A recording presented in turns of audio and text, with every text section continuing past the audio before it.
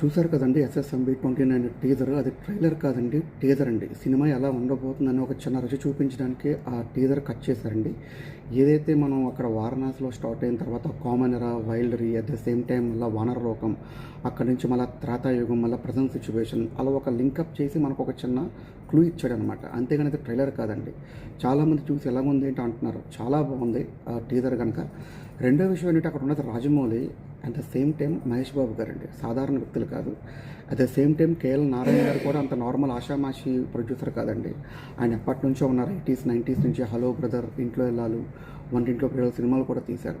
And more over Mahesh Babu గారితో cinema తీసినప్పుడు రాజమౌళి గారు ఎలా తీస్తారో మీకు తెలియదు కాదు. అండ్ ఈగతో పెట్టే పెద్ద హిట్ కొట్టిన అతను మహేష్ బాబుతో పెడితే ఎలా ఉంటుందో మీకు తెలియదు కాదు. అండ్ మోర్ ఓవర్ అతను ముందు సినిమా ఆస్కర్ వరకు వెళ్ళింది. మరి అలాంటి సినిమా ఆషామాషిగా తీరు. ఇంకా చాలా టైం ఉంది. కుకింగ్ చేసినప్పుడు ఎందుకు రుచి గురించి మాట్లాడడం. Thank you for watching.